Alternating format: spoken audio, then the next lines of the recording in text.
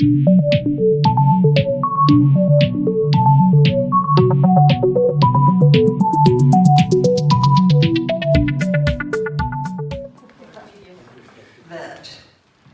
is a little different technique, but it kind of is the same as a half basic underarm turn. So with the Alemana, 1, 2, cha, cha, cha. Let's do it again. I wasn't a cha-cha. 1, 2, cha, cha, cha. I'm coming straight forward at him, but my toe is pointed where I'm going to go, is under his arm. And he's going to cross it back so that I'm going under his elbow. I'm going to recover forward, cha, cha, cha. And I'm facing him. So that's our Alemana. 1, 2, cha, cha, cha. 1, 2, cha, cha, cha. And then if I'm going into a lariat, I'm just going to go over there. Ladies are staying behind him. 1, 2, and a cha, cha, cha. Now he's going to back up on his rock and she's going to go forward. He's going to recover as she goes forward again. This hand goes over her head and she turns left face. Now, this is the trick. Don't fall over. The trick is side cha-cha-cha. 1, 2, 3. Because if you try to cha-cha forward or back, it's not going to work. You've got to use that side cha, especially to get into the next move. So chase with underarm pass. 1, 2, cha-cha-cha. 1, 2, cha-cha-cha. So you've got to do that underarm turn, right? Moving cha-cha-cha. That you're taking 3 steps instead of 5. And the last step is kind of a roll of the hips. You're taking the step on the inside of the foot and then rolling onto the foot. So that last step actually gets 2 beats. So the foot goes down to the inside on beat 3, and then you roll to the flat of the foot on beat 4, okay?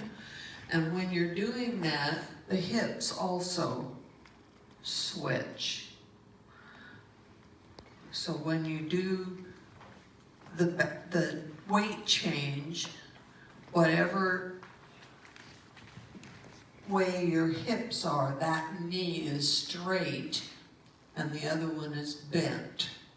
And that's how you get the hip movement of bending and straightening the knees. And that's what gives you your hip movement back and forth. So if we do our basic in the rumba, it's going to be 1, 2, 3, 1, 2, 3. Okay. When you're taking a progressive step, it's not a heel lead. Heel leads are for moderns, like waltz, foxtrot, that type of thing. So when we do the progressive walks, it's toe lead. 1, 2, 3. We can do a lot of figures, but we don't have to turn that quarter turn that we normally do. Because if we're facing position and we do a New Yorker, we're going to turn and rock through. If we're in a facing position and we do a spot turn, we're going to turn and go through and recover. But if we're in an open position already, we just don't have to do that turn. We're just going to do the figure without the turn in front of it. So if we do a New Yorker from here, we're just going to do the rock through, 2, 3. If we're in an open position and we do a spot turn, we're going to do our spot turn without having to turn to an open position. Okay. Easier when you do crab walks in rumba, they are cross, side, cross, side, cross, side. So there's no close on the rumba crab walks like there is on the cha-cha ones. We have a trailing foot free and we do crab walks, cross, side, cross, side, cross, side. In comparison to sidewalks, which is side, close, side, close, side, close. Okay. Into him, and then she's going to do her little triangle here in the rumba. So Alamana to a lariat.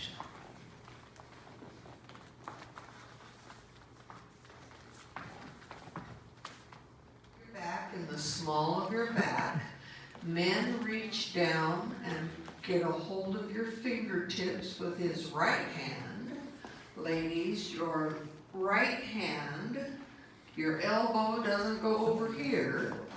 Your elbow goes forward, palm up, and you form a little window to look through. So that's your Tamara position. Some people say Tamara, Tamara. Just depends on how you like it. Okay? It's called a through serpiente. Through serpiente. Can be done with, yeah, it's hard, it would be very hard to put cha-chas in a through serpiente. So trailing foot free or lead foot, doesn't matter which foot you have free, you can do it either way. You're going to do it with your right foot and I'm going to do it with my right foot. That would make it a circular through serpiente. No, let's not do that. No, let's do it. That's a I like little Paul's idea. Step up. So through serpiente, 8 steps. So it's going to be through, side, behind. You're going to bring the foot around, fan it around, behind, side, through, and fan that foot around. And that's where it ends. So each one of the steps or actions get a beat. Moving the foot is an action that gets its own beat. It's not scrunched in between beats. It gets its own beat. So if we do an 8 beats, it's gonna be 1, 2, 3, 4, 5, 6, 7, 8. Okay? So if we do a through serpiente, 1, 2, 3. Fence line, 1, 2, 3. Doesn't change a thing other than you're going to start it with the other foot. Make sure when you're doing that through serpiente that you finish it.